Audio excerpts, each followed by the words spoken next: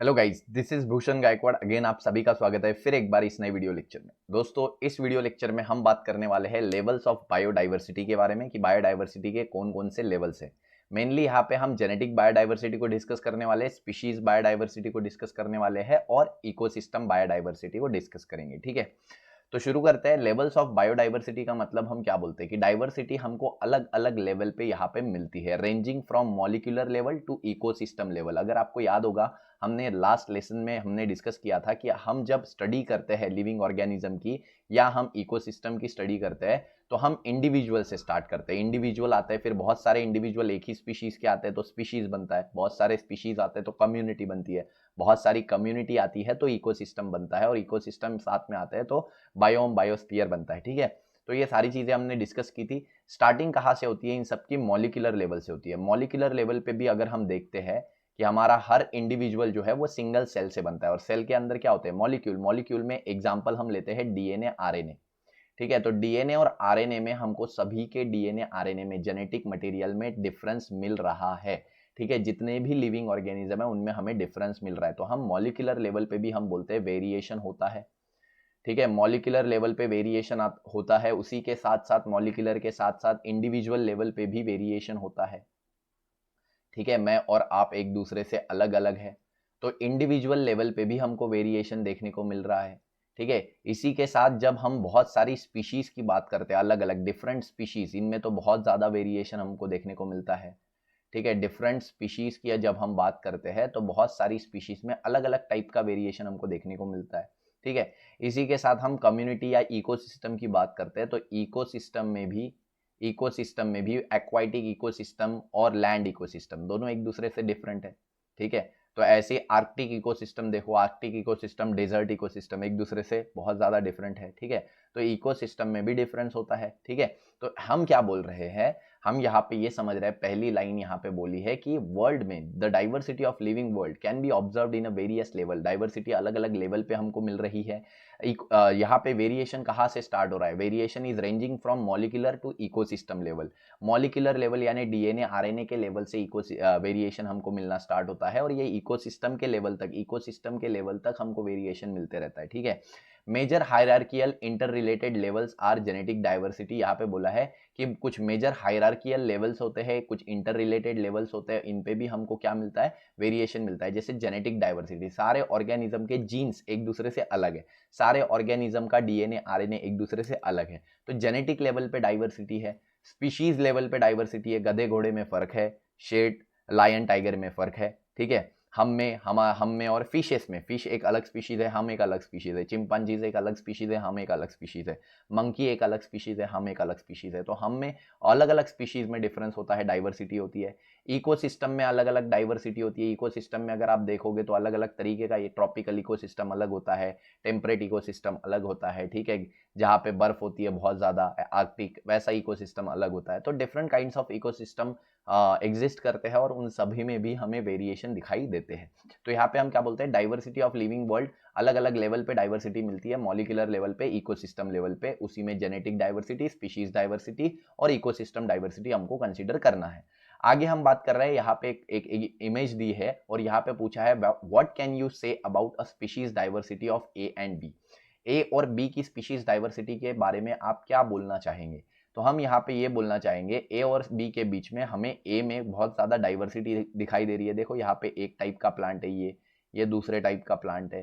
ठीक है, ये तीसरे टाइप का प्लांट है, ये चौथे टाइप का, तो अलग अलग टाइप के प्लांट यहाँ पे दिख रहे हैं। तो यहाँ पे ए में बहुत ज़्यादा डाइवर्सिटी है, तो it is having rich diversity, rich biodiversity है यहाँ पे। ठीक है, बहुत ज़्यादा बायोडाइवर्सिटी हमको देखने को मिल रही है, कहाँ पे? ए में। ठीक है, और यहाँ हमको लेस बायोडाइवर्सिटी देखने को मिल रही है बी में। ठीक है, लेस डाइवर्सिटी हमको देखने को मिल रही है। सिंपल है, बच्चों वाला है। ठीक है, तो हम क्या बोल रहे हैं? ज़्यादा बायोडाइवर्सिटी है इमेज ए में, और बी में हम देख रहे हैं बहुत ही लेस बायोडाइवर्सिटी हमको देखने को मिल रही है। अभी हमको डिटेल में यहाँ पे वन बाय वन डिस्कस करना है जेनेटिक बायोडाइवर्सिटी के बारे में। Then we have to discuss about species biodiversity as well as the ecosystem biodiversity. तो शुरू करते हैं, सबसे पहले हम बात करते हैं जेनेटिक बायोडाइवर्सिटी के बारे में। तो जेनेटिक बायोडाइवर्सिटी में हमको क्या समझना है? देखो, जेनेटिक बायोडाइवर्सिटी का सिंपल बेस ये है कि सारे लिविंग ऑर्गेनिज्म एक दूसरे से डिफरेंट है on the basis of their DNA, on the basis of their genes. तो हमको यहाँ पे डाइवर्सिटी देखने को मिलती है। Diversity in organism can be found at level of genes. तो जीन्स के लेवल पे बहुत ज्यादा डाइवर्सिटी, बहुत ज्यादा वेराइटी हमको देखने को मिलेगी।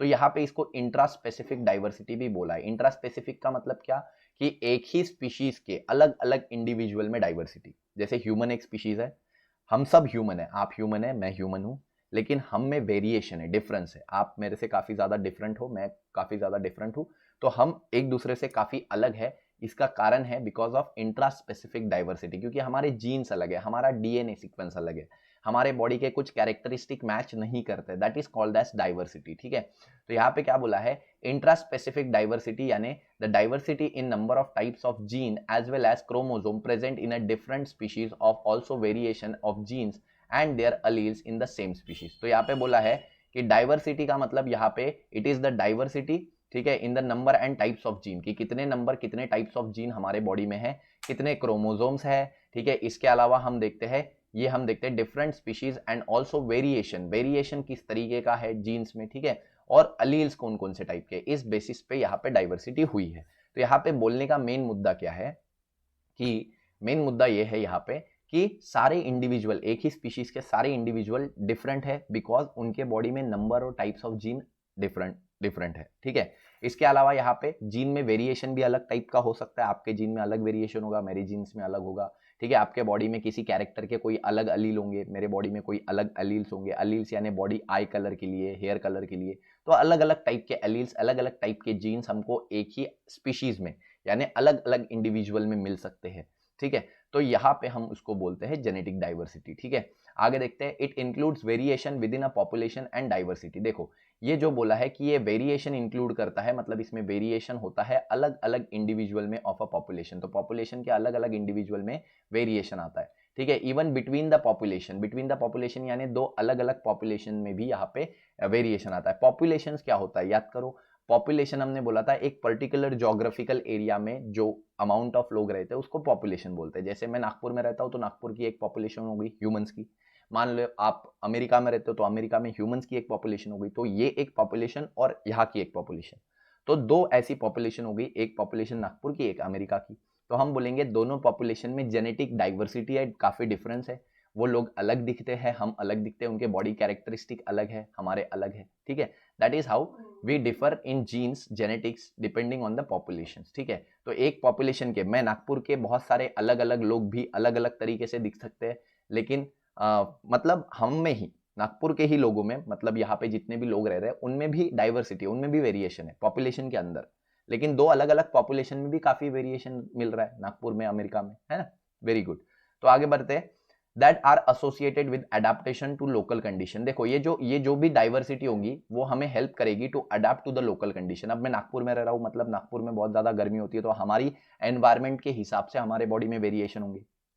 अब कुछ लोग अमेरिका या लंदन में रहते होंगे जो बहुत ज्यादा ठंडी कंडीशंस में रह रहे हैं, तो वहां पे अलग तरीके के अडेप्टेशन होंगे, अलग अडेप्टेशन के लिए अलग वेरिएशन होंगे उनके बॉडी में। तो वहां रहने वाले लोगों के बॉडी के वेरिएशन अलग होंगे, यहाँ रहने वाले लोगों के बॉडी के वेरिएशन अलग होंगे, जीन्स के वेरिएशन अलग होंगे। ठीक है, जेनेटिक वेरिएशन एग्जाम्पल हम देखते हैं, जेनेटिक वेरिएशन में अलील्स और जीन्स आते हैं, तो जीन्स और अलील डिफर करते हैं, उसी को हम जेनेटिक वेरिएशन बोलते हैं।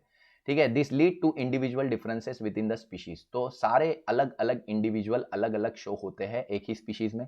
तो इंडिविजुअल के बीच में जो डिफरेंस आता है वो किसके वजह से आता है, अलील्स के डिफर होने के वजह से आता है। अलील अलग अलग है, जीन्स अलग अलग है, जो उस वजह से आपके और मेरे बॉडी में डिफरेंस है। ठीक है, such variation pave way to evolution. देखो ये सारे वेरिएशन जो है वो आगे इवोल्यूशन के लिए लीड करते हैं। तो इसमें से जो कैरेक्टर बेटर होंगे, जो अडेप्टेशन बेटर होंगे, जो वेरिएशंस बेटर होंगे, वो जमा होते जाएंगे, एक्यूमुलेट होते जाएंगे जनरेशन आफ्टर जनरेशन। इसको समझने वाली बात है कि हमारी पीढ़ी है, हमारी पीढ़ी बहुत गर्मी वाली कंडीशन में सर्वाइव कर रही है। ठीक है, तो हो सकता है हमारे बॉडी में कुछ ऐसे फिजियोलॉजिकल रिस्पॉन्सेस क्रिएट हुए हो जो हमें गर्मी में सर्वाइव करने से मदद करे। माना कि आगे जाने के बाद टेम्परेचर बढ़ने वाला है, आने वाले 100 सालों में मान लो टेम्परेचर अर्थ का 5 डिग्री से बढ़ने वाला है, तो आने वाले टाइम पे और ज्यादा गर्मी होने वाली है। तो जिनके बॉडी में वो एडेप्टेशन होंगे, जिनके बॉडी में वो चेंजेस होंगे कि गर्मी में सर्वाइव करने में हेल्प करेंगे, वो जमा होते जाएंगे अगले अगले जनरेशन में, नेक्स्ट पीढ़ी में। और हर आने वाली पीढ़ी बेहतर होगी पुरानी पीढ़ी से, ठीक है। तो उसी वजह से हम बोलेंगे कि आने वाले टाइम पे यही इवोल्यूशन कॉज करता है, मतलब इसी से कुछ ऐसे कैरेक्टर डेवलप होंगे कि काफी गर्मी में भी हम लोग जिंदा रह पाएंगे, तो दैट इज कॉजिंग इवोल्यूशन। तो ये जो वेरिएशन आया, वेरिएशन पहले किस लिए आया, ताकि भाई हम गर्मी में, छोटे मोटे गर्मी में सर्वाइव कर सके। बट आने वाले टाइम पे अगर गर्मी बढ़ते जा रही है, बढ़ते जा रही है, बढ़ते जा रही है, तो हमारे बॉडी में भी वेरिएशन बढ़ते जा रहा है, बढ़ते जा रहा है, बढ़ते जा रहा है। ये कैसे, ये हमारे लाइफ लॉन्ग नहीं होगा, हमारे बॉडी में नहीं होगा, हमारी बाद जो पीढ़ी आएगी उसमें और ज्यादा वेरिएशन होगा, और ज्यादा वो अडेप्ट करेगी गर्मी के कंडीशन में। उसके बाद अगली जो पीढ़ी आएगी, अगली जनरेशन, वो और ज्यादा अडेप्ट करेगी, उसकी अगली जनरेशन और ज्यादा अडेप्ट करेगी, ठीक है। तो ऐसे वेरिएशन भी जमा होते जाता है, जनरेशन आफ्टर जनरेशन, एक्यूमुलेशन बोलते हैं उसको, एक्यूमुलेशन ऑफ वेरिएशन। और ये जमा होने के बाद क्या होता है, आखिर में इवोल्यूशन कॉज करता है, कुछ ऐसे नए फीचर आते हैं बॉडी में जिससे हमें मदद मिलती है वहां सर्वाइव करने में, ठीक है। तो हम क्या बोल रहे हैं, तो यहाँ पे ये बोला है कि ऐसे वेरिएशन आगे इवोल्यूशन कॉज करेंगे। दे ऑल्सो इंप्रूव चांसेस और कंटिन्यूएशन ऑफ स्पीशीज। देखो यहां से कंटिन्यूएशन ऑफ स्पीशीज की भी चांसेस बढ़ जाते हैं। कंटिन्यूएशन ऑफ स्पीशीज यानी अपना नंबर बढ़ाने के चांसेस, क्योंकि हमारे बॉडी में ऐसे वेरिएशन है जिससे हम एनवायरमेंट में सर्वाइव कर सकते हैं। तो ऐसे में हमारे चांसेस बढ़ जाते हैं कि हम अपनी लाइफ कंटिन्यू कर पाएंगे आगे, ठीक है। In the changing environmental condition, environmental condition कैसी भी हो, हम अपनी लाइफ कंटिन्यू कर पाएंगे, बिकॉज क्योंकि हमारे बॉडी में वो चेंजेस, वो वेरिएशन है जो हमें सर्वाइव करने में हेल्प कर रहे हैं, ठीक है, which are helping for adaptive to survive, ठीक है। Existence of subspecies races are examples of genetic diversity. ये बहुत अच्छा पॉइंट है कि जो एग्जिस्ट कर रहे हैं सब स्पीशीज या रेसेस, जैसे आप देख रहे होंगे हम ह्यूमंस में अलग अलग रेसेस है, मंगोलियन रेस है जो जापान और चाइना की तरफ मिलती है, हम एक इंडियन रेस है, ठीक है, एक अफ्रीकन रेस है, एक अल्बिनो रेस है जो कि मिलती है हमको कहाँ पे, यूरोप वगैरह में, ठीक है। तो ऐसे अलग अलग रेसेस क्या करते हैं, ये भी सर्वाइवल में हेल्प कर रहे हैं, ठीक है, ये भी हमको सर्वाइवल में हेल्प करते हैं। इसके अलावा हम बात करते हैं यहाँ पे नेक्स्ट, और नेक्स्ट चीजें हम यहाँ पे डिस्कस कर रहे हैं, 2 मिनट, ठीक है। तो ये सब हमें हेल्प करते हैं। इसके अलावा these are examples of genetic diversity, ये सारे कुछ एग्जाम्पल है जेनेटिक डाइवर्सिटी के। Greater the diversity better would be the sustenance of a species. तो जितनी ज्यादा डाइवर्सिटी होगी उतना स्पीशीज बहुत इजीली सस्टेन कर पाएगा, उतना इजीली अडेप्ट कर पाएगा, ठीक है। यू नो अबाउट, देखो यहाँ पे बोला है कि हमें पता है, हमने ये क्लास 10 तक पढ़ा है कि 1000 वेराइटीज हमको देखने को मिलती है मैंगोस की इंडिया में, और 50,000 वेराइटी राइस की इंडिया में प्रेजेंट है, ठीक है, व्हीट की, राइस की। तो इतनी ज्यादा डाइवर्सिटी है, तो जितनी ज्यादा डाइवर्सिटी होगी उतनी हमारी लाइफ सस्टेन करने में हेल्प होगी, ठीक है। Another case of genetic diversity is medicinal plant rauwolfia vomitoria. देखो एक और जेनेटिक डाइवर्सिटी का एग्जांपल दिया है, रोजेल्फिया वोमिटोरिया। ये आपको याद रखने पड़ेंगे, ये एग्जांपल्स है जेनेटिक डाइवर्सिटी के जो आपको एमएसटीसीटी में पूछा जा सकता है, ठीक है। तो एमएसटीसीटी में आपको ये पूछेंगे कि जेनेटिक डाइवर्सिटी के एग्जांपल कौन कौन से हैं, तो राइस एक एग्जांपल हो जाता है, ठीक है, आपका एक एग्जांपल हो जाता है राइस का, एक एग्जांपल आपका व्हीट का हो जाता है, एक मैंगो का हो जाता है, ठीक है, और एक एग्जांपल रोफेल्फिया वोमेटोरिया का हो जाता है, ये वाला, ठीक है। तो ये कुछ एग्जांपल आपको यहाँ पे देखने को मिलते हैं बिकॉज फॉर जेनेटिक डाइवर्सिटी, ठीक है। नेक्स्ट हम बात करते हैं रोफेल्फिया वोमेटोरिया में क्या होता है, एक केमिकल सिक्रेट होता है जिसको रेस्पायरिन बोलते हैं, रेस्पायरिन, ठीक है। और ये यूज में होता है मेंटल डिसऑर्डर को ट्रीट करने के लिए यूज होता है, मतलब एक थेरापेटिक के तरीके से यूज होता है, एक दवाई के तरीके से इसको यूज किया जाता है, ठीक है। और ये हमको मिलता है डिफरेंट हिमालयन रेंजेस में, हिमालयन साइड में अलग अलग जगह पे इसकी अलग अलग वेराइटी मिलती है, अलग अलग वेरिएशन, अलग अलग स्पीशीज मिलती है, जिसमें इसकी पोटेंसी वैरी करती है। देखो in terms of potency and concentration of active chemical from location to location. तो ये वैरी कर रहा है, वेरिएशन हो रहा है किसमें, पोटेंसी में और कॉन्सेंट्रेशन। पोटेंसी यानी वो कितना काबिल है, कितना एक्टिव है, तो उसकी पोटेंसी में वेरिएशन आ रहा है जगह जगह जगह पे, ठीक है। तो ये क्यों हो रहा है, बिकॉज ऑफ जेनेटिक डाइवर्सिटी। तो जितना जेनेटिक डाइवर्सिटी होगा उतना ज्यादा वेरिएशन हमको देखने को मिलेगा एक ही स्पीशीज में, ठीक है। तो यहाँ पे जेनेटिक डाइवर्सिटी मैंगो में है, जेनेटिक डाइवर्सिटी राइस में है, व्हीट में है, रोवेल्फिया में है, ठीक है। तो ये सारे एग्जाम्पल्स है।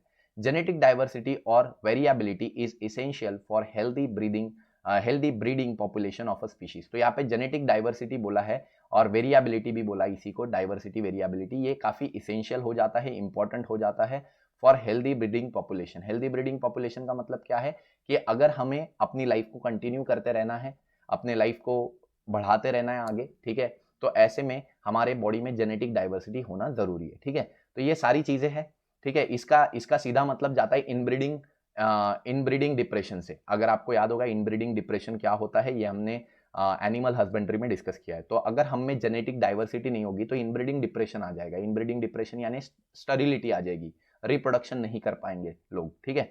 तो इसी वजह से डाइवर्सिटी काफ़ी ज़रूरी होती है ताकि प्रॉपर ब्रीडिंग हो सके, प्रॉपर लाइफ कंटिन्यू हो सके। तो आपको इनब्रीडिंग अगर पता है तो ये चीज़ आप समझ चुके होंगे, ठीक है। तो यहाँ पे हमारा ये टॉपिक जो है दैट इज जेनेटिक डाइवर्सिटी का, वो खत्म हो जाता है। ये वीडियो काफ़ी लंबा हो चुका है, तो अगले वीडियो में हम डिस्कस करेंगे स्पीशीज डाइवर्सिटी और इकोसिस्टम डाइवर्सिटी के बारे में, ठीक है। तो आई होप ये वीडियो लेक्चर आपको पसंद आया होगा। अगर पसंद आया तो वीडियो को लाइक कीजिए, दोस्तों के साथ शेयर कीजिए, चैनल पे नए होंगे तो सब्सक्राइब कीजिए। ऐसे ही वीडियो लेक्चर के साथ बने रहिए, खुश रहिए, जिंदगी के मजे लेते रहिए। तब तक के लिए थैंक यू वेरी मच।